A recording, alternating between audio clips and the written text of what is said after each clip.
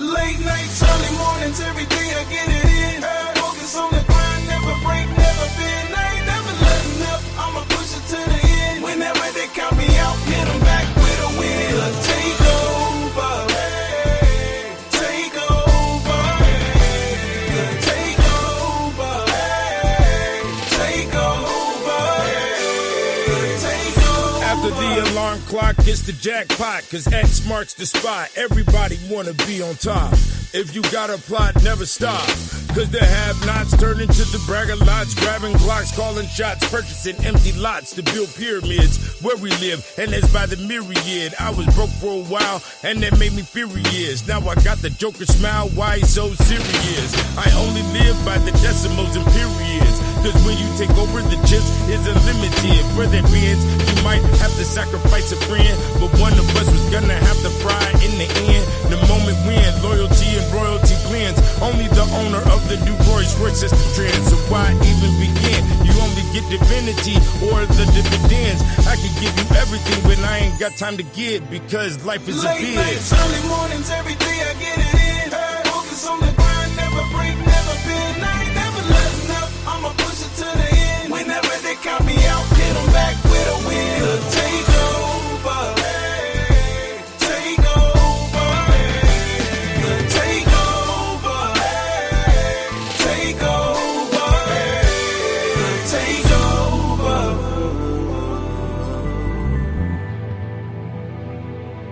Even when the world's in the palm of your hands, you can show it to your woman that she won't understand. They never thought a black man would put a flag in the land, gain a presidential pass, tinted window looking glass. This book that skipped class, attended the black mass. See, ghosts ain't that fast, so all my stolen gold was returned in cash. Now my pool's the size of a crater where a meteor crashed. I am laughing at the news while I'm tapping my ash, cause these immature acts, my nigga, don't get a pass. You only learn from the earnings of a completed task. After the prayers, we finally get to eat at last. Time to grow up, spread love, like the words of dead thugs. Still search for fresh blood, gotta survive like bed bugs. What's up, that's what we say.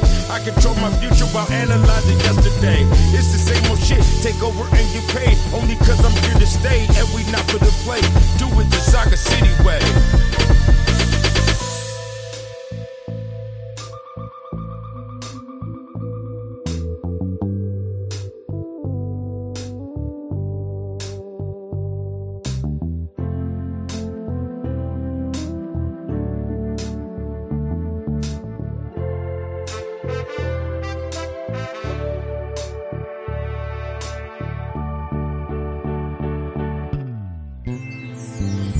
Late nights, early mornings, every day I get it in.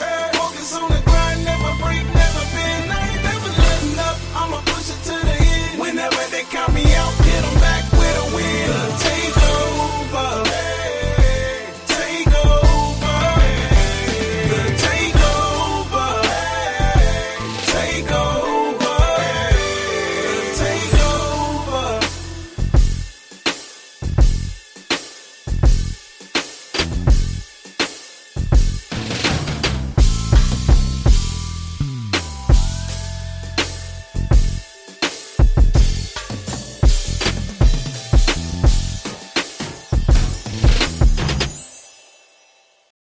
Officer, you want to say you're going to lock me up for telling you my story? I told you. Jack Diamond.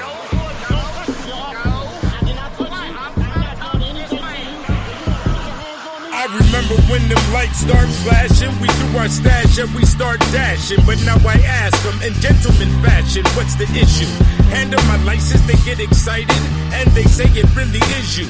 Can I get a picture and a signature for my wife and sister? I say sure, mister, never officer, because his office is miniature. Money miscellaneous and life is miserable.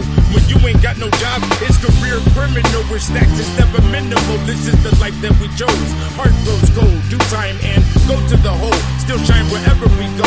Better to be known for being honorable than holding on chrome. Keeping my family safe at home, cause it's cold outside. Known by dragging eyes on both sides. That's mob and bow ties. Opposition always gonna get lies. Fuck your proposition, I'll never testify. This the art of surprise.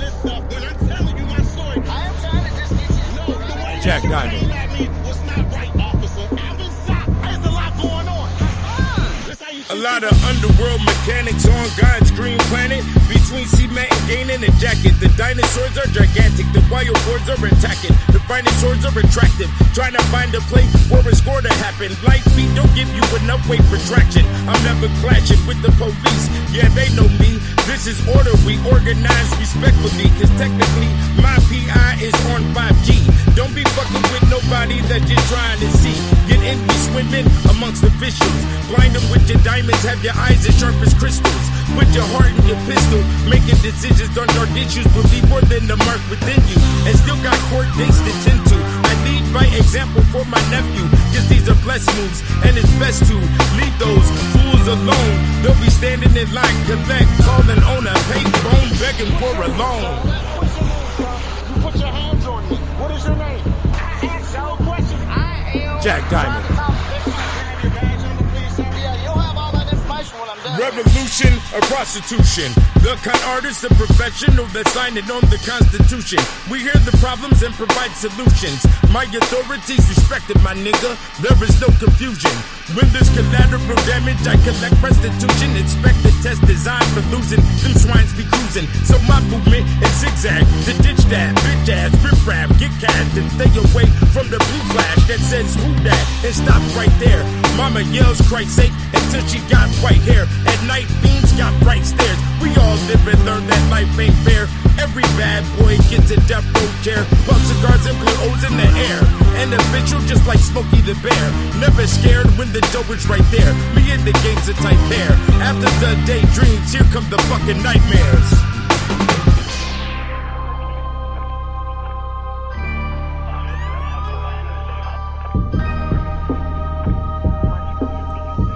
Jack Diamond.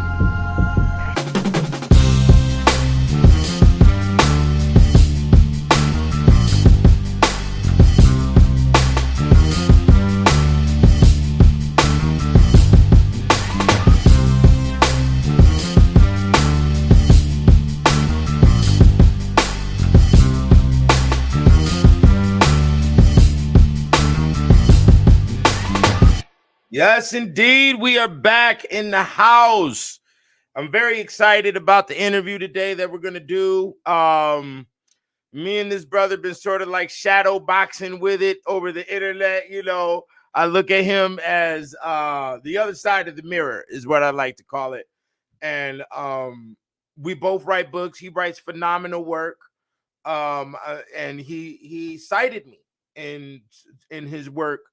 And I definitely give credence to that because nobody does that with me. It's funny because in my natal chart, it states that I cause cognitive dissonance amongst people. So, and that's what happens a lot, even with the work that I do, my music and everything. Shouts out to Crates of Junior up here who mentioned Tone Jones, who produced the two beats that you just heard. But those two beats were given to me by a Haitian out of New York, the same individual who did the video for the Poltergeist.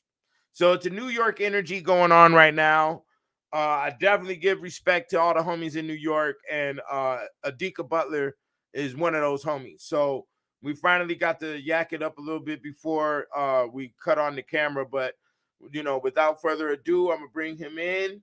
Let him introduce the books, and we're going to talk about he's going to explain his life and his position and what he's been through with literature, New York, the conscious movement, and everything. So y'all give a round of applause for the brother. Peace. Okay. Yay. Peace. How you doing? I'm good. Looking forward to this. What'd you say now? I'm looking forward to this. Yeah. I've been looking forward to it too, man. We finally get to talk. You're a busy man, I know. You're out there in New York doing your thing, holding down the etiquette strong. I definitely noticed that. I'm a wild card. So, you might see me in my etiquette. You might see me, with a bunch of gangsters. Who knows what's going on? I'm in a lot of different zones, but you definitely kept it very strong in New York. And I wanted you to, present yourself to my audience and get some sales, get some money up, because that's what we're doing here. People do have bills to pay, but at the same time, Real men think in a responsibility space, and we think in a community space. So, and that's what books do. Books allows the communal space to be filled, and it also allows you to do it yourself. Okay, is Yes, what the name of the yes, game is, right? yes. Because I don't think a lot of people understand that, you know, the psyche we've reached with how can we help? How can we help? Well, if it's this way, it's that way, it's this way. It boils down to the individual. And the individual, then it extends to the family, then it extends to your community, your neighborhood. Then we go city, then we go county, then we go state, and then we go national, then we go international. But we have to start with the individual. So if you don't get to stare in the mirror and fix your problems, which is done by thorough research. Okay. So Indeed. yeah, go ahead and talk about your first book. Show the people, put up your link in the comments, let them know where they can get at you and everything. Adika Butler, ladies and gentlemen, go ahead. Indeed, indeed. Well, first off, thanks for having me as a guest on your program. Yeah, man, my background, pretty much, my background is in journalism. I had a background where I covered news and entertainment journalism. Like I was in court houses covering, like murder cases, homicide scenes, stuff like that. Oh, so you were corporate. You were on the corporate layer. In a sense, Yeah. like I, did some work for like some smaller newspapers in the New York area. And then I transitioned from that into like more so like entertainment.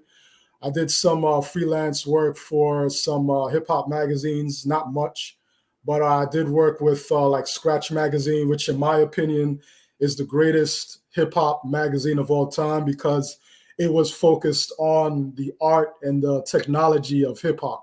It wasn't about gossip. It wasn't about none of that stuff. A lot of your listeners, they may remember it. It was very prominent between like say 2004 to 2000 and maybe nine, I would say. I'm not exactly sure, but I did some work for them. I think I contributed to XL, but the article didn't make it because like something happened with the subject of the story, and it was like just pulled at the last minute. But I've done some work in hip hop, but I also have a background in Caribbean entertainment, which is more so dealing with the reggae, the dancehall. I was part owner of a publication, it was a family-owned publication. And I did interviews with, pretty much all of the main reggae dancehall acts of that era, like early 2000s, like the Beanie Man, the Bounty Killer, the Vibes Cartel. Some of your audience may be familiar with some of these names, some of them may not, but anybody who was like making a name for themselves, Lady Saw, I could go on and on. Sean Paul, Elephant Man, we were doing interviews, Shaggy, we were doing interviews with all of those artists. So, while I was even doing that, I used to have a column in that publication called Roots, Wisdom, and Culture. And I would explore like topics dealing with, the metaphysics, the occult, ancient history, things like that. But I would do it from a standpoint where it was palatable to people who are more interested in like partying and, popular culture and things like that. Because I knew that if I made it like coming from like a dry academic standpoint, people would be reading and be like, yo, I ain't trying to read that shit. Like, Right. be about this, like fun and having a good time. So I found a way to make it palatable where the writing was colorful and it was engaging, but it was also relevant to what people were engaging in their lives, in terms of like pop culture, because my demographic was a younger reading audience. It was people who are going to the nightclubs, who are going to the tunnel, who are going to Elite Arc and, Club Amazura and all of these different spots, in New York. So that's what I, was catering to. And while I was doing that, I always had a desire to be more like focused in that genre of writing because that was something that I was living. You know what I mean? I was doing that type of research. I was into, spiritual culture and cultivating myself as a man and all of those types of things before it became cool, before it became something that grifters was looking at and say, hey, yo, this is a way I can make a quick buck, you know? So I decided to start a blog. It was called Third Eye Max. And that gave me an opportunity to like focus exclusively on the history, the metaphysics, the science, you know, all of that stuff. Mm-hmm. And, you know, like I said, you know, that's something that I come from, you know, both of my parents in Brooklyn, New York, you know, were, you know, Rastafarian. My mother passed away in 2016. Okay. She had a great impact in raising me, as, you know, as did my dad. You know, I had both of my parents in the household, and they were both Rastafarian. But what was interesting was that even though they were coming from a Rasta standpoint, I was very much exposed to other schools of like Black consciousness. So I would be listening to like Bob Marley, Burning Spear music playing in the house, but my dad would also put on like Farrakhan tapes. You know, I was exposed to the teachings of Elijah Muhammad and, you know, the Moorish legacy. You know, my dad driving me to school, he would tell me stories about the Moors in Spain and Italy, places like that. My mom would tell me about ancient Kemetic, you know, science. She gave me my first Dr. Ben book when I was 12 years old, which I still own to this day, you know, and she was reading that when she was in high school. So I've been in this, you know what I mean? I was born into it. But when I got into my late teens, you know, like I took it upon myself to really do the knowledge on my own, you know, like get my own books, do my own studies. And like I said, even when I was in the journalism, you know, in my early 20s, mid 20s, I still had a passion for this subject matter. So the blog was a nice entry point for me to like explore that content exclusively, because just by setting up a Blogger account, I was able to have access to the whole globe, where anybody from any part of the world could access, you know, what I was saying and what I was thinking about and my perspective, my unique perspective on a whole variety of things. And because of the outpouring of interest when I was doing that blog, I had readers in Europe, I had readers in Asia, parts of Africa, of course, throughout the United States. I was like, yo, I really want to start writing a book. I want to transition into being a formal author. I always had a desire to do that, but it wasn't really on my radar. I didn't really feel inspired to do it until I realized how much people wanted to hear what I had to say and how I had to say it. So in 2011, I started writing this book here called The Treasures of Darkness. But the book never came out until 2017, because as I was writing, I was outgrowing a lot of my ideas. And, you know, I had to like keep cutting stuff and refining stuff and, you know, nipping and tucking what I was working on. So over the course of that time, from 2011 to 2017, I was working on all of the stories that became, all of the chapters that became The Treasures of Darkness. And when I put that out in 2017, that was another, you know, upgrade for me. That was another stepping up, so to speak. And it put me in a different sphere, because while I had access to a reading audience that was global, I now had access to a reading audience that was global, but were willing to pay to read what I had to say. Right. And that was, you know, like a really powerful thing for me. You know, like a lot of people, you know, bought the book, you included. You know, I was, you know, just felt really excited about that. And I said, yo, I want to continue to grow and expand and, you know, what that is. So I said, I want to like move into the space of like more cultural anthropology. So I took some of the resources that I acquired from Treasures of Darkness, and I got on a plane, you know, got my visa. I went to Turkey, and then, you know, I had a stopover in Turkey, and then I went into Benin, and I was there for a few weeks. And while I was there, I was really just trying to learn. I didn't know for certain that a book would come out of it. I feel like if I did go into it with that mindset, that it might have you would have missed some things. I would have missed some things, because I would have been like, oh, I got to get this, I got to get that. Right.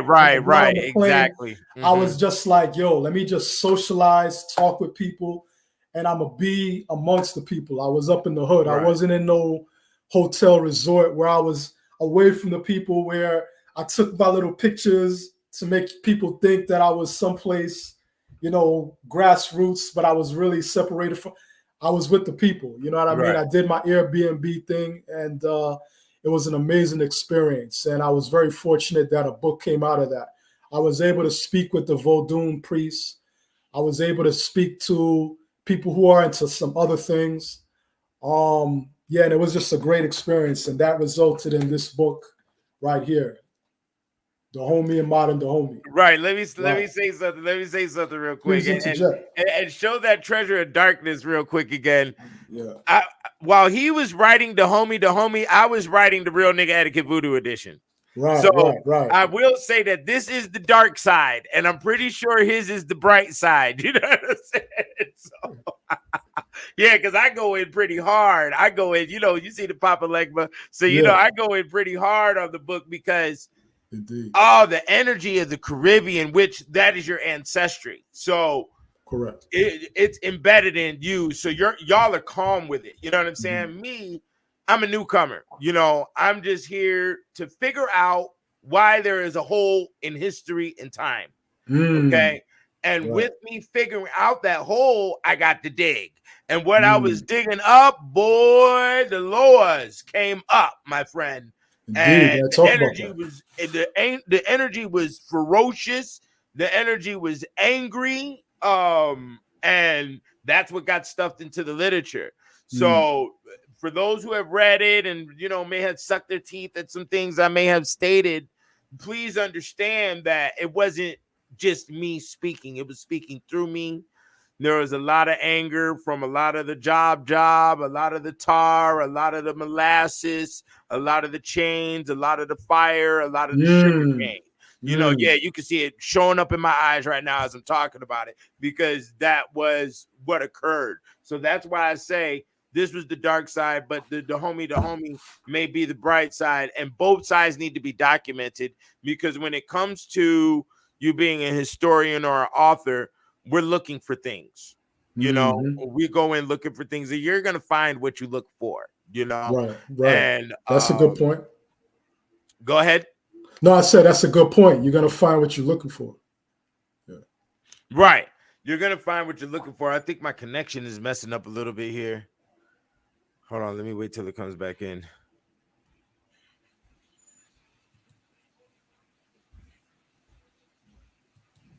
Hold on here.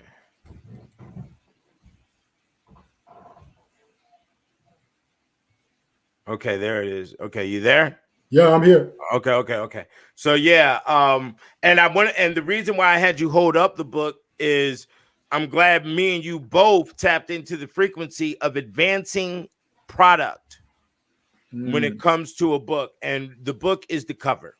Okay, so he has a phenomenal cover, which is artwork, and when you look at Black historians and the books that we produced in the past, the art isn't too catchy. It isn't involving. It doesn't grab you. Yeah, because as a product, when you develop a product and you look at a book as just a product alone, sitting on the shelf, it has to grab you. It has to pull you in, you know. And I give you you know, a round of applause for attaining that and tapping into that zone and making sure that, you know, there's artistry on it. But go ahead, keep talking.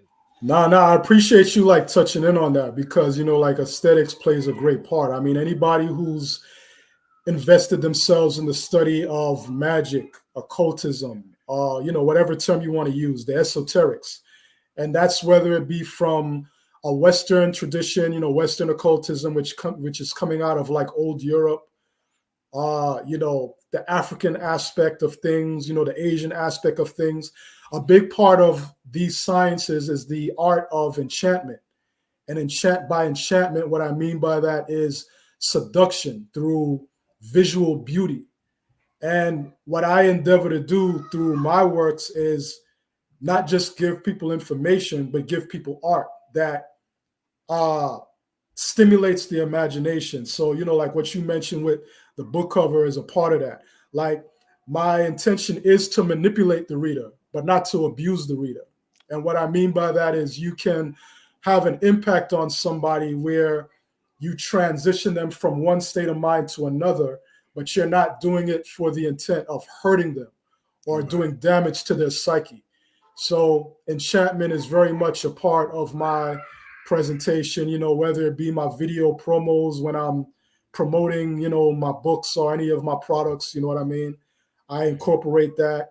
The book covers, usually have some artistic value to it. So, yeah, I mean, that should be based upon the subject matter that I'm writing about. I feel like it's very appropriate. Like we don't deal with like bland, vanilla, concepts. So right. And the homie, I'm glad you kept the grassroots right there. Like you said, you were a hip hop blogger earlier in the day, and maintaining that line and staying in tune with the people or in tune. But okay, hold on. I think it's blinking out again.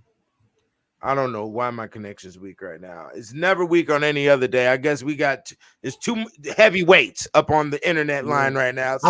I was told it's Mercury in retrograde right now too. Oh yeah. Until January 1st, I think it is, from December 13th to January 1st. We're going through the Mercury retrograde. So keep your head on tight, people. Don't lose your mind, because it's funny.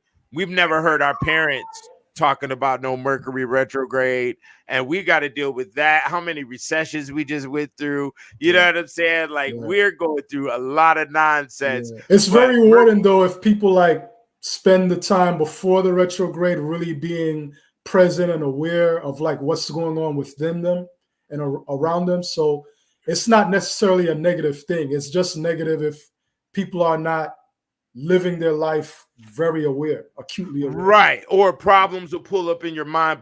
Your problems that you're dealing with will hit the forefront on your, hit the frontal lobe during the Mercury retrograde. Indeed. And like you correlated it to internet and equipment will break down and things of that nature, but you could definitely feel the Mercury retrograde. Okay. Mm-hmm. And but besides that, tell the people where they can get in touch with you. We're still yakking, but put up your indeed. Let them know. Indeed. People can find me. I'll put that in like the chat or something. Yeah, you can put it in the chat or just say it vocally. Yeah. So the place where people can, find, my work is mindglowbooks.com. You know what I mean? Okay. I just put that up. Okay. Put it in the chat. I hope it can be seen. But, if it can't, mindglowbooks.com. That's where people can purchase my book, The Homie and Modern The Homie. I'm getting real low right now. You know what I mean? I'm nearly sold out of books. So, people who do want it, you need to act fast. And, the information that I have in there is very unique. It's based on research. It's based upon my personal experience. It's based upon my conversations. I've also gone through rites of passage in West African spiritual tradition. So, I also bring that to my studies as well. Back in 2014 and again in 2016, I went through rites of passage. I don't like to use the word initiated because depending on who I'm talking to, I might be talking to somebody and they get what I mean. And that word has it carries a lot with it, and it means different things to different people.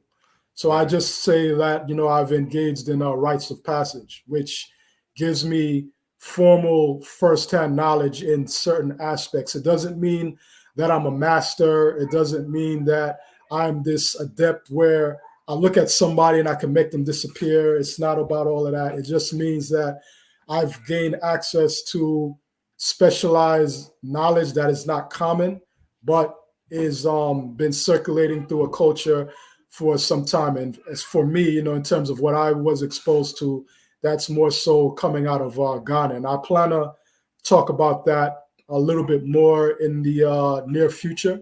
But for right now, I'll just leave that aspect of it there. But just to say, this book, my latest book is, based upon all of these things. It's research, it's personal experience, It's my conversations with human beings, and it all contributes to a lot of like colorful storytelling. You know what I mean? One of the things that I take pride in is my writing is not boring. It's very engaging. It's colorful. Right. You know, and yeah, man, that's pretty much where it's at. And the thing that I also like about the book is I make the distinctions between the different forms of the Vodun tradition, because you know the Vodun tradition that's practiced in Haiti is different from what is practiced in West Africa. Come on, and different from New Orleans, And exactly, exactly, and different from the exactly. Isles of South America and Brazil. Yes, It's yes, all different systems.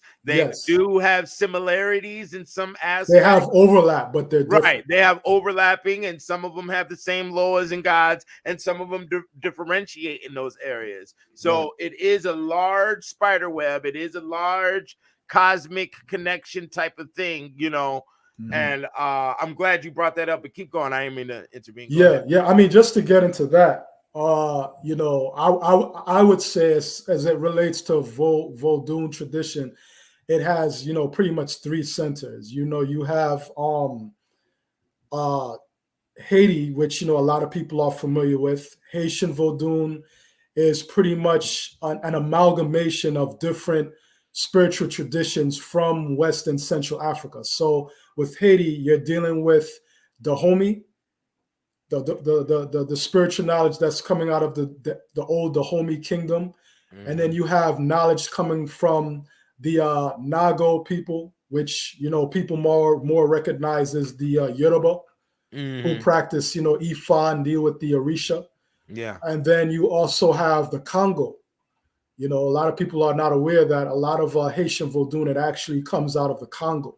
Yeah, all the palos come out of the Congo. Exactly. So they fuse all of these different streams of culture, and they filter it through Roman Catholicism, because there's a lot of, I'm sure your listeners, your viewers are aware, African religion in colonial times, you know, amongst people who are brought over from Africa to the Caribbean, from Africa to, you know, what is now the United States of America, you know, colonial America.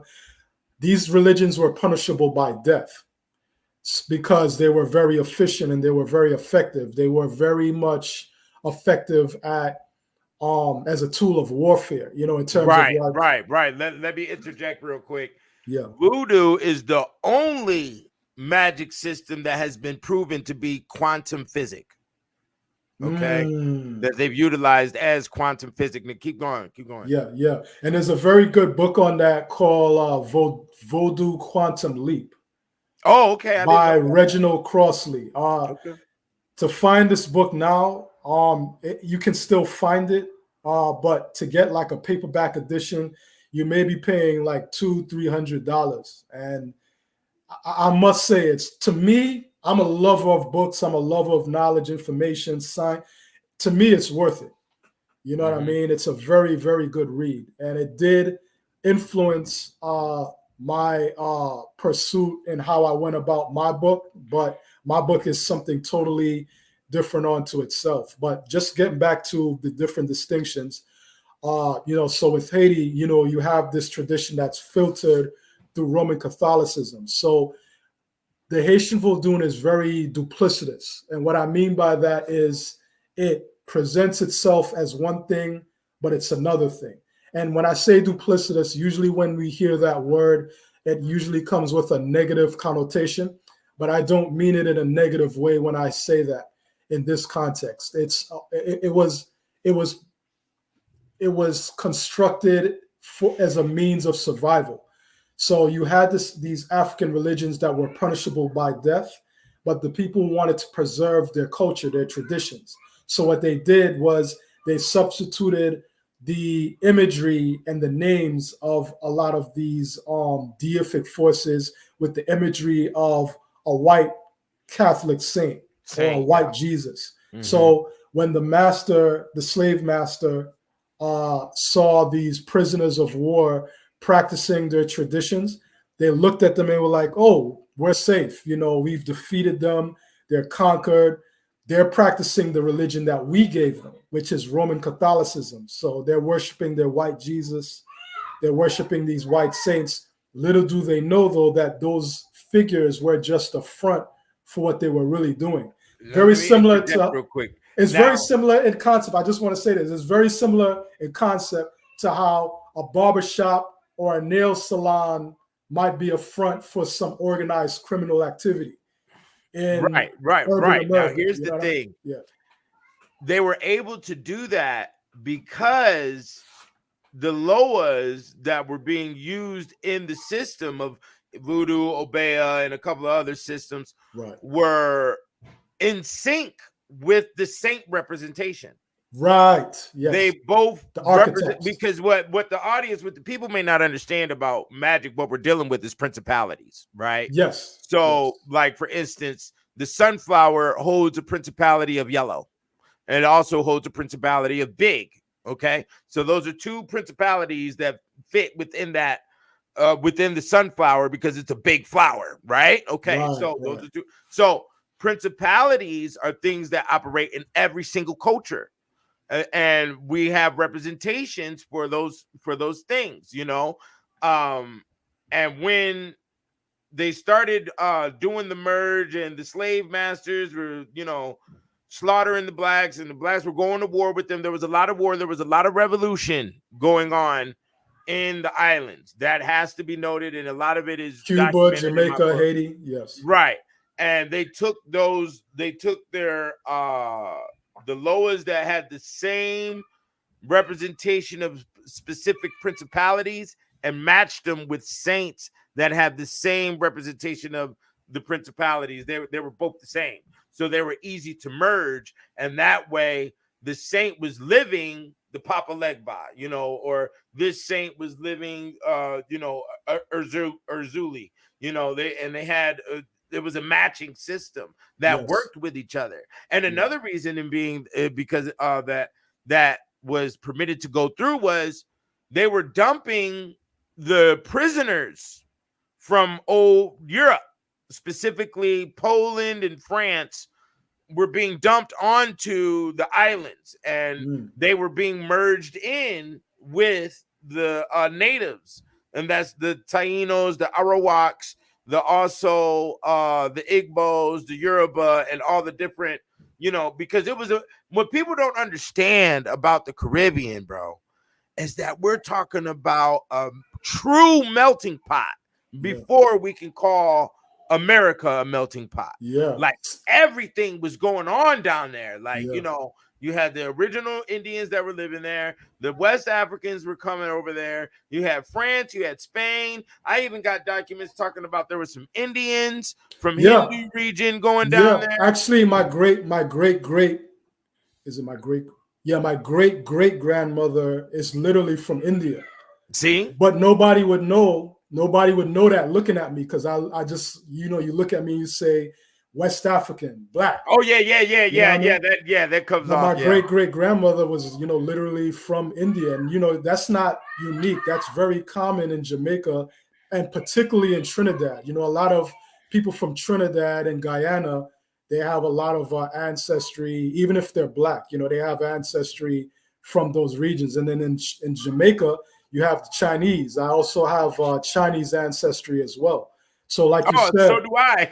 yeah. So like you said, you know, it's really a melting pot. But I mean, you had that here in the Americas as well, because a lot of those people that you would call in the Caribbean like Arawak Tainos, they are related to the indigenous black copper tone complexion people who are already here in the Americas. You know, pretty much they're the same people, and that's a whole other history. I don't get into that much. That's a whole There's so much when it comes to this region that you have to trim it down on what you're going to focus. See, because one thing that me and him both know when it comes to writing a book, it's not about beginning the book, it's about ending the book. Okay. Right. And so you have to, once you go down a specific zone, which is something I sort of like mastered, I guess, when I wrote The Kicked Out of Heaven, you have to go in, get what you got to get, and get out and shut it down, because you're writing literature And one thing I'm pretty sure, Adika has experienced, like I have, as soon as you get to finishing a book, all this information that you missed out of nowhere starts coming at you. Like, oh, get me up in here, get me up in here. Oh, Like, it's just man. coming at you, bro. You're like, what am I Yo, trying to yo, finish this shit? yo, you're the only person that I've spoken to who has said that. And I think it's because, you've written, your own book, so but yeah, definitely, man, that's real. Yeah. That's real. Like after I, even, when the thing was, already gone to the printer, Yeah, when there you're were things that I right. found, and I'm like, oh, fuck. Yeah, more like, stuff comes out. Like, oh my God, I missed this. And I was like, yo, that. I'll just discuss it in the interviews when I was doing my like campaign, but there were certain things nobody asked me about. So, but yeah, man, I mean, that's really true. I think that's just the nature of the game. You know what I mean? Yeah, well, and that's why I stopped writing books. Okay, because like you said, the nature, there is a very hardcore spirituality that goes on with composing a book. And you stop writing books? Yeah, I'm done, bro. Because the doors, the power, wow. The power that comes through with the adjustment of existence, right? So a lot of people blame me for the whole COVID thing because I recomposed the plague in the volume 2. So there is a possibility if you look at the timeline. There is I want to share something. This is a real story. I've only spoken to you on the phone one time. One time. And this is an absolute truth. Before the COVID thing really even was a thing, right?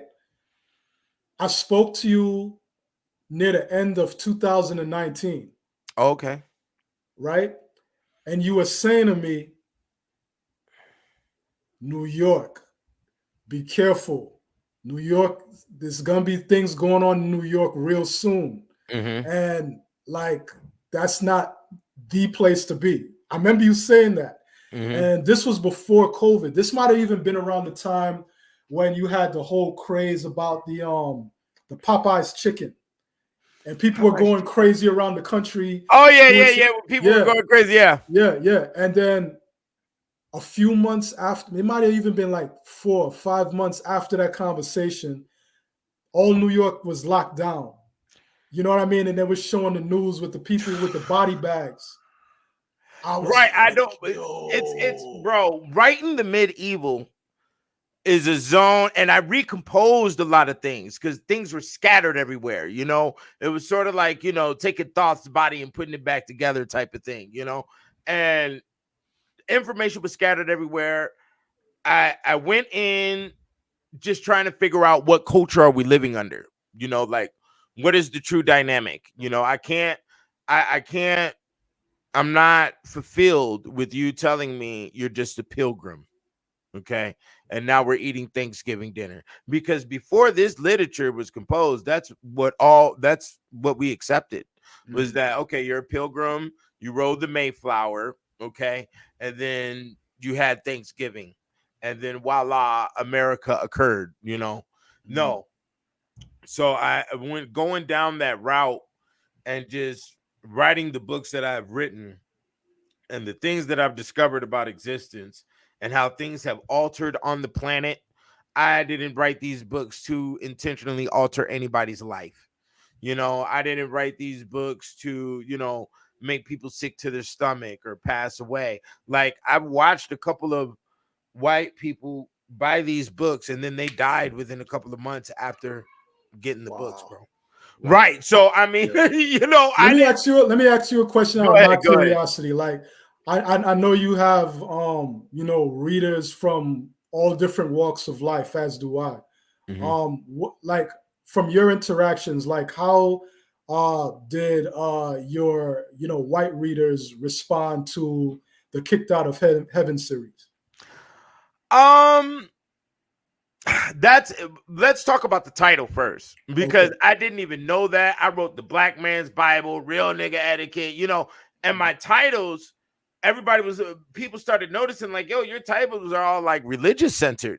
and they had the black man's Bible, Kicked Out of Heaven. Me and you know that the term Bible is used on a lot of different literature, you know, as being a canon for a subject. You know what I'm saying? Reference. So that sort of rubbed the wrong way. I was like, oh my God, you know, that I didn't notice that till somebody brought it to my attention. That's interesting, because when I was aware of it, I didn't look at it that way. I looked at it as though you were saying a reference point for black men, not that you were producing a religious treatment. Right, exactly. But if you don't read it, and then you're not a reader. See, me and you, we're readers. So we've come across a lot of different books with Bible in the title as being the canon, as the reference point. And that is the energy in which I wrote it. Okay. But then when I find out that it's titled The Black Man's Bible, it's written by the guy at 720. And then I find out all this stuff about 72 in the volume 2, you know, 72 names of God, 72 angels, 72 devils, 72 this, 70. Woo! You know, and then like you referenced in the Darkness book that you got on what I stated in volume 2, the black man Ethiop with the red eyes is considered the dark one, the devil, right? So, woo, it was heavy time, you know? So when it comes to the white readers, to get back to the question, I had one guy post up a video where he was in a library and my book was right there. And a white woman was going through the book. Like, yeah, it's all there. You know, it's all there. The plague, the syphilis, the leprosy, the this, the that. It's all there. It's all there. And a lot of white people know their history. And one thing that was exposed to me is that they know things that they know their history thoroughly. I mean, I was even corrected on the enunciation of certain words and certain names when I was explaining some of this stuff to a room full of Caucasians. You know, I've taught a whole room of Caucasians about what's going on in this book, you know, and they know, but they know how to stay secret with it. Some of them didn't know. It was received well. I didn't produce the information on a level of hate the white man, you know. That's right. I sense that. So yeah, that's because you know what I sense, you know, from reading volume 2 was that you were legitimately working towards more like cultural anthropology work and just straight history without coloring it with your own emotional feelings about whatever. And I hate that type of shit. Right, like, exactly. I mean, it has its place. It has its place for, when you're being introduced and you're mad, like they took my this and but when you get to a certain point, it's like, yo, man, I'm in my mid-40s now, man. I ain't mad no more. Like, right. I'm not gonna bring a lot of fanaticism, which is something that me and you have both experienced when it comes to black lecturers and black scholars. They put on a show, you know, and I wasn't trying to put on a show. I'm showing you, yo, alcoholism is real. This is the history of alcoholism. Alcoholism goes to old Europe. This is the extremes that they've experienced with it. And guess what? Those extremes can happen to you too. So watch your ass, basically. You know what I'm saying? Exactly. And you keep, and even when you like keep it a buck, you know what I mean? Like people, what I found is like people receive things well when they see the intent behind it. People know when you trying to be on some like, oh, you're the devil type shit, as opposed to you just saying, this is what I found. And this finding has a lot of implications as to why our culture that we're living in, we're in the midst of, is the way that it is. You know what I mean? Like people just receive it differently. And they're far more willing to embrace that message, even when you just keep it just real gully with them. Like they can't deny it. They can't say, well, you're lying. This is not true. It is true. You can see that. So I just think that it's far more effective when we take that more objective approach to our scholarship and our work, and we leave the emotional subjectivity behind. It just makes the work a lot more powerful. You know what I Right, mean? It goes right, further right. and it goes into different places and communities. Right, right. I mean, even like the witch thing, when that came around, I thought it was all a joke at first, yeah, witches, because we grew up Halloween, blah, blah, blah, long nose, all of this other stuff. Right. But B, when I went down that rabbit hole, Lord, it's very real. And the Sabbath is real, the witch burnings were real. Right. Yeah. You can feel the energy come out the books when you read it. You can feel the darkness of what was going on. And The I just had dance to mania blew my mind away, man. What'd you say? Say that again? The people dancing until they died. Oh yeah, the dancing plague. Yeah. See, and I'm glad you brought that up because It's a real thing too. Yeah, it just kept me going, bro. I just kept on running into this. That's why it developed into a 3-volume series. One of the reasons it's a 3-volume series is, shouts out to Ishikamusa Barrett Shango with African people and European holidays. Also shouts out to J.A. Rogers and the Sex and Race. It's definitely put into that space, and that's why it turned out to be a 3-volume. It was gonna end up, at first it was gonna be a 7-volume. Okay. Right. Because me and you as scholars on the levels that we are, 7-volume series ain't nothing. I'm pretty sure Mr. Butler over here, just like Mr. Booker over here, has ran into 20-volume series on one subject. Okay. And you go further back in history when it comes to a book, right? Or book reading, you will encounter sets of books that are, 20, 30 sets on one subject. And it's written in another language. So I definitely wrote the 3-volume in the standpoint of, you're not going to insult my intellect. I don't have a basketball, we don't have a nickel bag over here. So because you wanted to play these games with all of this monkey and all this other shit, we're going to see now. We will see. Right. Exactly. And then everybody was going into the applications at that time. And I just felt the ancient world screaming at me, bro. Right. They wanted to breathe, like, we made you, how dare you type of thing, Yeah. And it's funny because we're talking about white souls here when it comes to the medieval, right? So opening up that door, it's like, I know you got these on the brownstones in New York, where the side doors that open like this, they got a lot of them in the Midwest too. It was like that. I opened them up and it was just white souls there, and they were just looking at me like, he's here. Like, it was crazy. It was crazy dynamic, bro. Like, and the reason why it was crazy is because I've learned that when you take fact and publish it as fiction, it's no longer available. So that's what happened to all of our gods, bro. That's why they're stuffed in cartoons and all of this shit right now, because they took the fact of what the entity is, which is also a mirror of the psychological position that stereotypes inside that culture. So that's a Zeus, that's a Zeus, that's a Hercules, or what's the name, and they'll take that and then they'll publish it as a fiction, and then it has no more access to you. You as a human cannot, unless you know the tricks and trades, of what that god and that entity is, the original foods, the original dances, the original songs, then you can invoke that. Okay. But as our current status right now, they're all written off as fiction.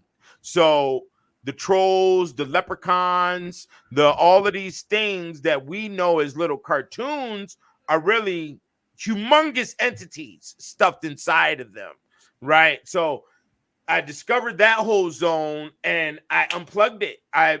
These books are written in a nonfiction space. I wrote a nonfiction book about witches and werewolves and vampires, bro. Okay? So, Indeed. But like, just to like go back to like what I was, because I realized I didn't finish on the distinctions between the three major forms of what we call Vodun. Yeah, So go ahead. you have that aspect in like Haiti, and then with Louisiana is very interesting because with Louisiana, you're dealing with what I just described. Because after the Haitian Revolution, there were a lot of people who left Haiti and came to Louisiana. So there's a lot of people in Louisiana right now. Some of them know, some of them may not know that they're of like Haitian descent. But in addition to even that, you have the indigenous people who are already there in the region now that we now know as Louisiana, who are practicing their own forms of like the spiritual science as well. You know what I mean? On a more indigenous level. And, through all of the warfare, through all of the denationalization, the people retain the aspects of it that are dealing with health and wellness, how to maintain your home. And a lot of that is, what people know as hoodoo, conjure, and that is, what you have in the Louisiana aspect, New Orleans aspect. And a lot of that becomes kind of like fused together in a way where it's like, where does hoodoo begin and where does voodoo end? Where does voodoo end and where does hoodoo begin? So you have this amalgamation of these two influences where you have that Haitian Vodun and you have the hoodoo culture that is indigenous to North America, the blacks who are already here. And a lot of times what happens is that people confuse the two. So a lot of times what you might have is situations where something is called voodoo here in North America, but it's actually hoodoo, conjure work, and vice versa. And there was a point where I was looking very deep into that, and I kind of like took my foot off the pedal, and there's things that I forgot. But I'm gonna get back to that at another time. Maybe we should go in on a book on hoodoo. That would be really interesting. Yeah. And I got a little story with the hoodoo thing. Hold on, let me wait. Okay, you there? You hear me? Yeah, I'm okay. hearing Okay. you. So let me tell you what happened with me and hoodoo, right?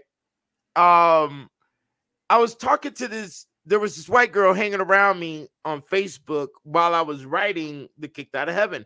Her name was Crystal Wolf, and she lived in Washington, D.C. Crystal Wolf, a form of wolf, right? So right the day I published volume 2, she contacted me and she gave me these books in PDF and then closed down her page and disappeared. Okay. And it was 5 books and each book was like 1,000 pages. And guess what they were on? Hoodoo. Right. So some dude like in the late 1800s, early 1900s traveled the whole country. I know who you're talking about. Yeah, I know that book. Oh, you do? Yeah, it's a 5-6 volume. Oh my God. The The information up in there is ridiculous. I think it's Hyatt's voodoo. No, it's Hyatt's hoodoo and conjure, something like that. Yeah, something like that. Yeah, I think that's it. And one of the things that was in there that we see every day is a banana on the register at a store. The bananas being right next to the register is actually a hoodoo ritual because the banana is a phallic symbol and it's supposed to be drawing men in to purchase. Wow. So, yeah. I haven't read the book, but I know of it. Yeah, I mean, I just skipped through it. I didn't read it neither. Come on, this is like 1,000 pages each volume. I was just skimming through it and I was just like, yo, look at this shit. I mean, there was another one that was stated, which shows that we don't really know the details of what was going on with slavery, which this statement is in sync with the activities of Kicked Out of Heaven and also the movie Interview with the Vampire, where they were saying, you put a silver fork underneath your pillow and a witch won't be able to fly in your window. This was stuff that slaves were talking about. That slaves had going on. Right. So why do slaves have magic defense system against witches, bro? And a little glimpse of that was shown to us in the movie Interview with the Vampire. Remember with Interview when Tom Cruise and Brad Pitt was down there in New Orleans, and also to go back into what I was stating earlier about the locking down from the old world to the new world, Orleans isn't even enunciated Orleans. It's enunciated Orleans. Oh, see, I didn't know that. See, I learned something. See? New Orleans. Wow. That makes Orleans. sense. Right. So when you change the octave of the vowel, it becomes something else.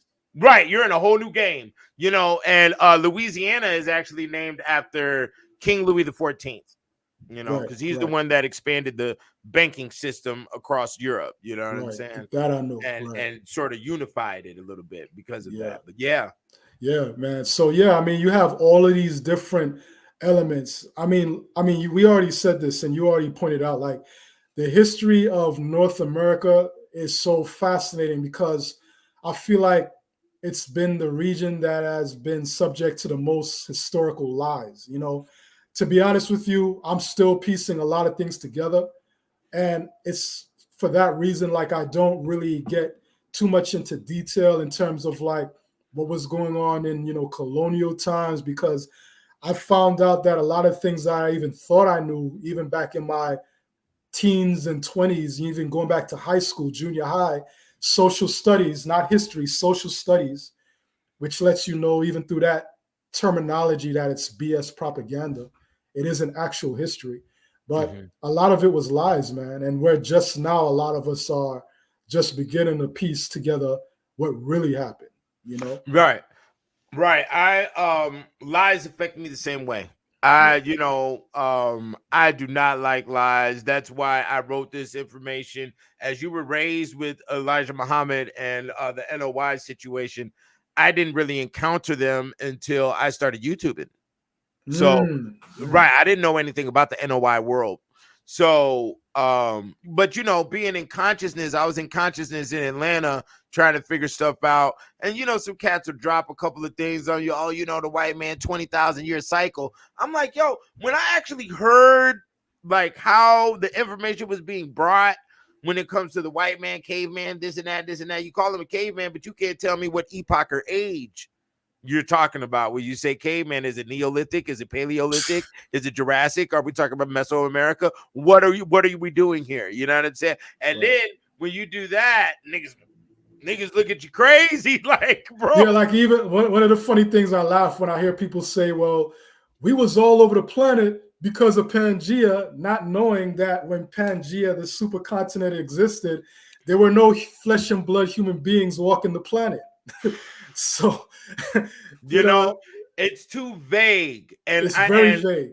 Right, it's too vague. There's too much space here, and I was raised sort of with a scientific processing on the mind is how I was raised. You know, being in Boy Scouts with a bunch of white boys and all of that, and the way my mom, she was a school teacher, so it was a scientific thing that I learned. And when you put everything in a science process, it has to make sense in order for you to get the right conclusion. Now, here's the thing. I didn't know. We all didn't know. We're all talking about the caveman, the devil, and this and that, this and that, this and that. And we don't know nothing about what Robert means. Okay. We don't know nothing about what a Washington means. We don't know none of this stuff. Like, we all went to schools that, do you know how many black people called me up and was like, I went to St. Mary school. I went to St. this school. St. this was the park across the street from my house. Like, the Catholicism was a real thing for blacks here in America. Like, it is interwoven into our energy. You know what I'm saying? Especially for us who carry the professional etiquette lines like me and you. And a lot of people, they felt at home, you know. To be honest, when I wrote the medieval, bro, that was the first time I felt at home, bro. You know, you know, and that's why I defended it. You know, I don't like people talking about, oh yeah, there was shit all over the ground. And even though I documented that, yeah, that was the case, but you don't even know that high level stench altered the mind status that definitely had them building over 100 ships, and they showed up on your coast to kick some ass, my nigga. Right. And even with the slave trade aspect of it, like this is something that I more so found like after I was already done writing Dahomey and Modern Dahomey was how I found this was like I wasn't looking for it, but I came across it and I was like, yo, the science involved, the sorcery involved in the naming of the slave ships. Oh yeah. The names of some of these ships, you're like, wait a minute, what? Like it's very evident that the people named the ships with an intention to produce a certain reality for the people who are on those ships. I'm glad you went there. I got about 55 slave ships documented in this book, their names and everything that occurred, right? Yeah, so here's the big one that the brother is reaching on, right? Watch this. Newport Beach is where the first slave ship landed. Let's do that again. Newport Beach. You mean like the cigarette that had billboards in every hood across the country? Bro, man. Marlboro was also a slave ship, okay? Which is what white people smoke, is the Marlboro. So there's even a little, bro, they got the game. The science is down. Yeah. So words like desire, words like hope were the name of slave ships. And a lot of us don't have the desire. We don't have hope because if we did, the subjects that me and you write on should have been, we both know that this stuff should have been done 50, 60 years ago, 100 years ago. These subjects should have been written on, Yo, matter of fact, one of the things that I learned that is in the vein of what you just described is we've been told, I talked about this in my book. I spent like a whole chapter clarifying it. We were told that voodoo, it doesn't matter how you pronounce it, voodoo. When I say it doesn't matter how you pronounce it, I mean like the listeners know what we're talking about. Right. We were told that it was a science, and it is a science, but we were told that it could be used for good or evil. What I learned in Benin was that what we call voodoo was more so it was more so dealing with the religious aspects of how to be a good person. What happened was like you said, there's layers. And because we don't get into the specifics, we miss out on a lot of stuff. There you go. Pretty much all of these people. All right, let me go back. Let me reel back. A middle-aged slave in North America or the Caribbean was like about 30 something years old. They were in their early 30s, a middle-aged slave. So what was a slave in their prime? They were a teenager. So we're talking about teenagers, kids, children who are transported from another land to a new land, and they preserve their culture, but they preserve their culture from the standpoint of young people who did not have all of the classifications of the culture to begin with. So like in New Orleans, thank you for that. Oh, yeah. And in Haiti. Switch it up quick. Go ahead. And in Haiti, that was the knowledge of it's something that could be used for good or evil. But in Benin, the aspects of it that is used for malicious sorcery, it has a totally different name onto itself, and it's not voodoo. It has another name, and it's dealing with malicious sorcery that is designed to really screw somebody up. But because when these prisoners of war came from these regions, and they were not necessarily from those regions, they were taken from those regions. But that's a whole nother story I begin to touch on in the book, and people can consult the book for where I'm going with that. But the people who were taken from these regions, they were not, they, like I said, they were not necessarily hip to all of the aspects of their own culture. So they might have been under the impression that the warfare aspects of it and the malicious aspects of it and the benevolent aspects of it, which were dealing with healing, it was all the same system, but they were actually separate. So over time, after generations of children teaching children, and that child grows up to become an adult, and they teach their child, and then they teach their child, all the way down to the world we have today, information gets summarized and oversimplified. So you get it to the point where we have today, where people are under the misunderstanding that it's for good or evil. Nah, it's the part that is used for what we would call evil has its own name, and I'd share what that name is in the book and what it means, and like all of that, and how people go about it. And it's some really, really powerful, interesting stuff. But the Vodou of Benin, it doesn't just include Benin. Mm-hmm. You're dealing with Benin, Nigeria, Togo, and Benin, and maybe even parts of Senegal and Mali. Mm-hmm. That's what you're pretty much working with. Mm-hmm. And it's a form of animism, and it's a form of hip hop in the sense of the fact that it's an open-ended system that is never completely finished and defined. Like somebody might say, well, like this and that is against Vodou tradition or Vodun tradition. The reality is that Vodun tradition is an open-ended system that is constantly adapting, constantly reinventing itself, constantly renewing itself, and it's being something that it wasn't in the past. So how it's practiced in 2023 is not how it was practiced in the 17th century of the Dahomey kingdom. You know what I mean? There's a lot of like transference, but it's not exactly the same. And the reason why that is because it's an open-ended system it thrives off of innovation because it's a science.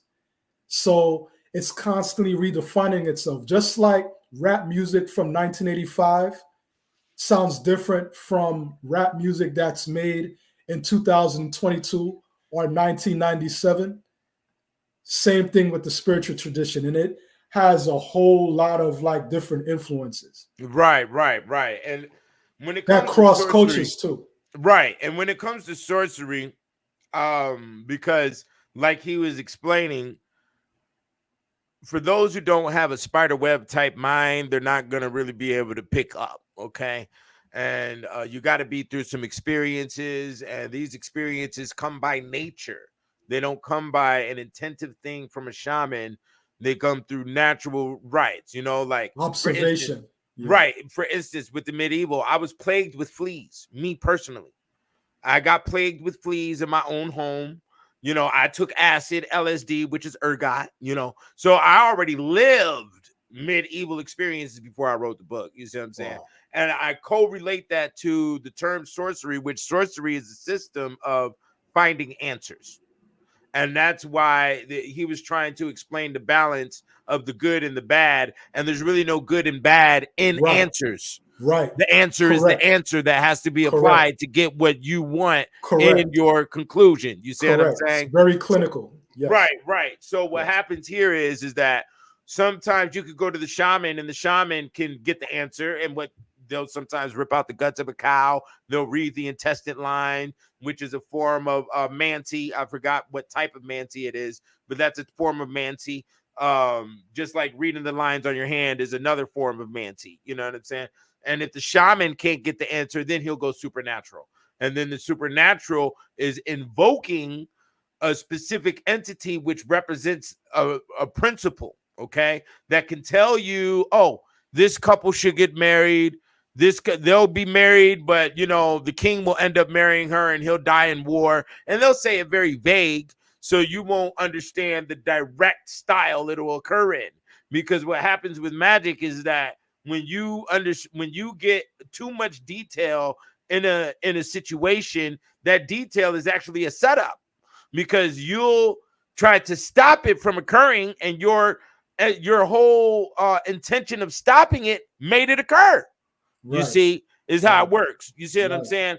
Right. So they'll invoke the supernatural entity, okay, of the Loa. The Loa will demand a specific type of food, or a specific type of liquor, or a specific type of tobacco or smoking, or a specific type of dances have to be done, or certain type of colors got to be around for that Loa to come in. That Loa comes in and is comfortable. They'll expect some type of payout. You feed me, you worship me, boom, you'll get the answer. And then sometimes this Loa will come through a person. Okay, it'll be invoked in person, and this person eyes may roll all the way back. You know, they may go through convulsions, depending on if you did the ritual right. Because sometimes if you did the ritual wrong, the Loa rip that person. You know, the soul will be ripped or adjusted when they leave, and they may be left blind, left a retard, left or whatever type of, you know, some type of physical situation. So this stuff is very real, you know, and you have to know. Yeah. Right. You got to know the details in order to operate with it. But in essence, sorcery is for answers. Yes. You see what I'm saying? Yes. And the answer has no positive or negative. Yeah. Okay. Yeah. The answer has to be applied, whether you like it or not, you know. And witchcraft is a system of humans attacking humans through supernatural advents. Sorcery is not designed for attacking humans. It can occur, especially if there's a cultural battle. So, for instance, when Napoleon went down there, okay, Napoleon Bonaparte goes down there to Haiti. He don't know that he's dealing with the gods of Taino. He's dealing with the Arawak gods. He's dealing with the current gods that have been amalgamated from a lot of different groups. You're dealing with the gods of the Ogun, because Ogun is actually a nation in Africa. You're dealing with the gods of Benin. You're dealing with the gods of a lot of different cultures and systems that are intertwined. And you only got your Greek mythology guys or whatever. Listen. I also want to like end on this. I don't really have much more time. You know, maybe this will be another conversation, but I want to say to people like who are into like studying, you know, Black people, we want to like learn more about ourselves. You know, there was a lot of things that we were deprived of in terms of knowledge of ourselves, and you know, we pursue, you know, these lecturers, you know, these authors who have done an excellent job of sharing with us a lot of things that we did not know. But I want to say to people, what I want to say to people is, please venture outside of even just East Africa or Nile Valley and really look at studying the continent as a whole, just as it pertains to Africa, because I know we're a global people. You know, we were here, you know, in the Americas, Asia, Africa, but I'm just talking specifically about Africa right now. Study the continent. There are over 2,000 languages on the continent. Nigeria, there's like over 200 languages. The continent has over 2,000. That's a lot of information. That's a lot of history. A lot of people were moving all over the place. So get into the study of like West Africa, Central Africa. Find out who these people are, because even when it relates to Vodun tradition, a lot of people focus on the Fon, but that's not the only ethnic group of that region that is practicing this culture. You have the Aja people, you have the Ewe people. Some people might have come across them in books and pronounced it Ewe, E-W-E, but the pronunciation is okay. I used to, and it's funny because they're in the book. I call them ooze. Oh, okay. See, yeah. So you have the Ewe, you know, the Ewe, okay, Ewe, right? And you speak to those people, they tell you that they were not always in that region called West Africa. A lot of those people came out of what we now call the Middle East. I'll add this. There are practices within ancient Sumerian magic and sorcery that if you put it right next to what is done in Haiti, it's the same thing. It's the same thing. So that's really some food for thought. You know what I mean? Somebody might say, oh, we're dealing with the reverence of Mami Wata, today, not realizing that it's the same entity that people in another region of the world were calling Tiamat or Apsu, in ancient Sumer, Babylon, these places. So people are dealing with the same principalities as you were describing earlier, but as people move from one region to the other, the names change, but the principalities remain the same, because even Mami Wata is a perfect example. If you went back 1,000 years in the past and you said Mami Wata, nobody would know what you're talking about. Yeah. Because the word is coming out of Pidgin English. But Pidgin, in order to have Pidgin English, which is a form of English that was used amongst West Africans who were trading with English-speaking people in Europe, in order for you to have Pidgin English, you must have English. But English is an amalgamation of Latin, French, German, and what people often leave out, Arabic, right? So the question needs to be asked, did Mami Wata exist before those languages existed? Yes and no. The principality existed, but the name is fairly recent. Right. So the Mami Wata, it's funny you brought that up, because a group of Nigerians saw a picture of a Samoan snake dancer and made that the Mami Wata. And guess what? I was with a Samoan during the course of me writing all of these books. I remember. Yeah, I got her in. I got her in the book. So that was another. Like I said, the doors that I opened up when I write this literature, dog, it gets too wild. Writing is a very form of quantum magic. In the game. Writing is a form of magic, and the amount of fortitude and intention that it takes to produce a book, the magic is going to be that much more potent just by the fact that you're taking something out of your brain and you're manifesting a tangible product. This is the consolidation of an energy that only existed in here. That is the consolidation of an energy that only existed in your head, and you made it tangible. So and nobody can tell us about magic. We living it. Just in being and I didn't know books were as strong or magical as they are until I wrote one. Okay, for number one, let me state that. For number two, the white man been trying to tell us for eons. How many cartoons and movies you done seen where the book opens up and there's light shooting out, or the book goes and gets to flipping up in the air? Bro, they've been indirectly telling us for a long time, yo, books are the way to go, And before I want you to give your tags again, but I definitely want to give you your flowers and say I appreciate you for putting the professionalism on the consciousness when it comes to New York, okay? Thank you. And developing that bridge in between New York, Jamaica, and Africa, okay? And, we were both doing it at the same time.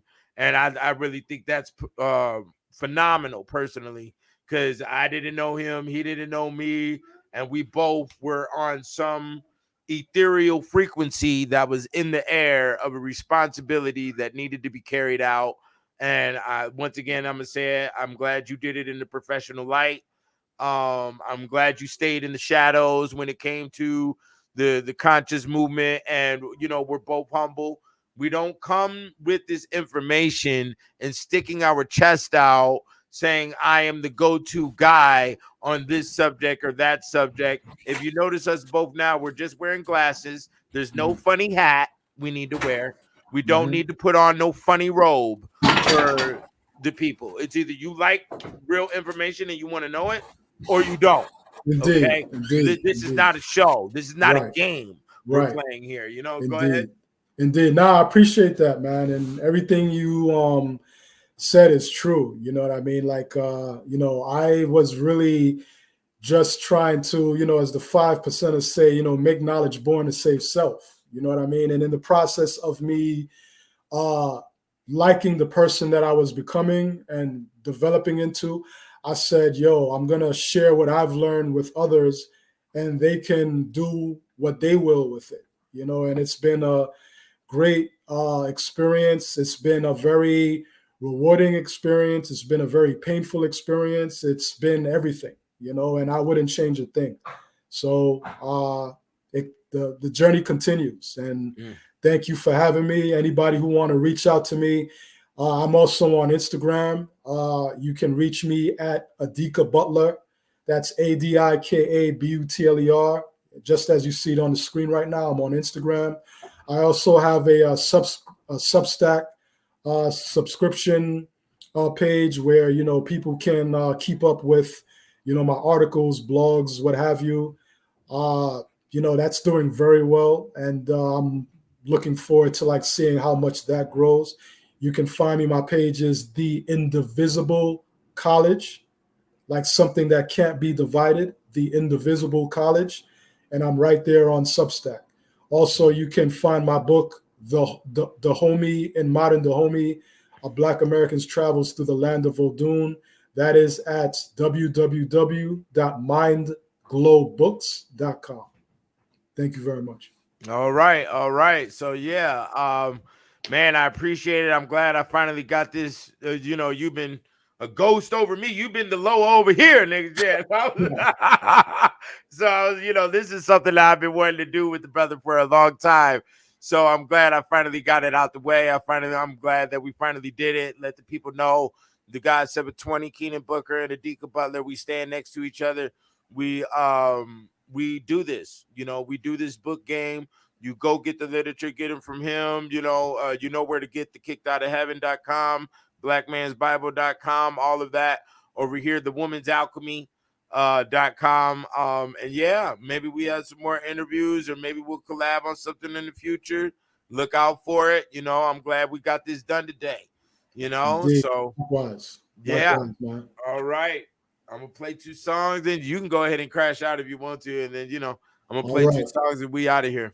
All right. Peace. Thank you for having me. And all the best to your audience. All the best to you and your family, all your loved ones. And peace, man. Have a good one. All right. Peace. All right.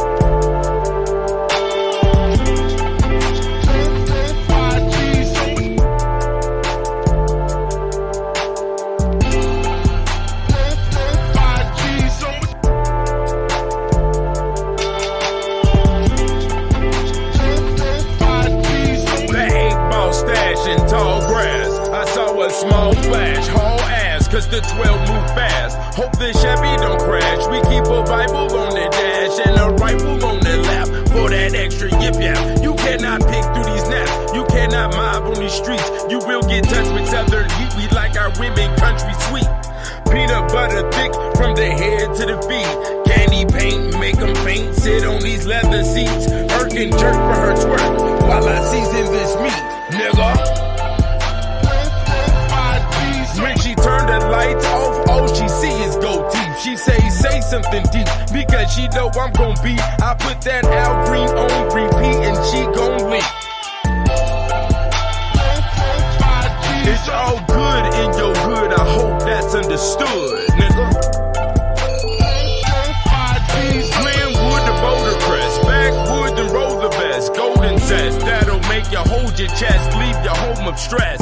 Sit on chrome, I do suggest. Never know as dark as death with the righteous steps. Yes, I'm creasing press to impress. Part of the success, blood, tears, and sweat. Thug years make a vet. Drug deals for a check. Slugs seared through your flesh. I won't hear nothing next. I'm not the nigga to test. Hard head make a soft ass. Slow bitch make some fast cash. Nigga, I guess that last laugh when you cross that path of the saucy dad. They be off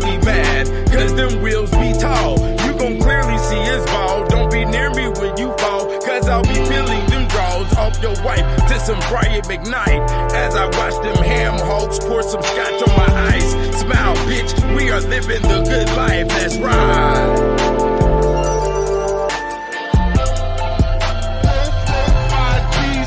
Yes, I stay down. Nappy head is my crown, nigga. This the remarkable flow of the 720. Let a bitch nigga know everywhere that I go. Yeah.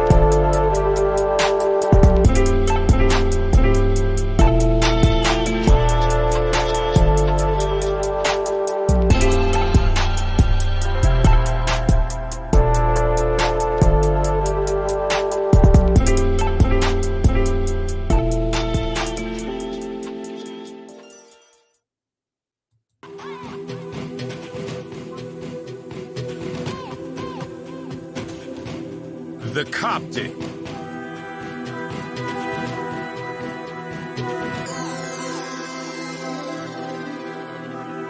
Everybody said they was gonna hold me down. Till I wrote a couple books, niggas don't know me now. Broke the whole world down like an OG Kush Brown. Then I passed it all around, cause I'm known around town. And I can't be greedy, gotta get to the needy. Gotta live in the city, in the bright lights fight. Everybody think they tight, but the 5 mic tribes don't come in no type of dance. You get no second chance when you fall with the dog head bounce in your hog headlights in the fog. In the middle of the desert, we was counting trips together. Then I saw your bird feathers, then your flock got measured. Watch your body drop like hot embers. When we speak business, don't have the hot temper. Never was a pretender, just need to go get her with a fat derriere. We put 2 in the air. Then she takes it as a bear and ride me in the chair till the time got lost. How you test God? I already hung on the cross. How you test the devil when I pissed on the cross? We're some spaceship, bitch. It's time to live, dog. You get with Chris the Cough. Oh, hell, the A-dog. The bill and pays off. Yeah, cover your mouth. Watch your mouth, cause it gets very scary. That's out. Boss, what's that about? Leave them hanging on trees. So screens of G's. Yeah, they be in the breeze. Seen so many things. Cartel, money, sour cream and cheese. With the guacamole, I'm the one and only. Halo, call me. They gave you the OG holy. No one is before me. Better know it. Show gon' show it. It's that Holy Ghost shit with my Bloody Mary. On the block, you love getting dust with my fairies. I'm concealed with the carry. I'm too real for the sherry. For the likes and comments, you'll wish and promise. Shit you spit be garbage. Can get with a mix of pits and 5 mint. I'm a super soaker. Never will a troop be over for the hot Ruger holder. When the ice makes you colder. Advice for a true soldier. What a loose of a soldier. You are Joe without a job. So the retreat to the mob. Hoes want the boyfriend, then give him a bob. Cause I need me a slave. Free labor as always. Been the way to get paid. Came from the grave of strange fruit decay. Never lose my way. This is presidential credentials with a gritty nipple. Big hips on the bitch. Call her hungry hippo. Hop in the Hummer like the blunt with the zipple. Make life so simple. I'm a all another nigga and you bitches in the middle. This is Batman, Robin, the Joker and the Riddle. Poke holes in a little. This is God official. In the blood in the tissue. You don't want that issue. Grandma will miss you. Mock my words, the block will burn. When it's not your turn, better plot and learn. Cause when ain't turn, it's not your concern. Sing like a mockingbird just to get out the cage. This is undead covered in a werewolf's rage. Count Dracula game. Sleep during the day. This is nocturnal. Glock burn hoes. Dante's Inferno. Faith size of a kernel corn. 82, 83. Yes, a pimp was born. When they hate on me, take it up with the Lord. And don't say what for. Don't be jealous of the good fellas. Niggas got a good grip of what the truth tells us. The Gnostic.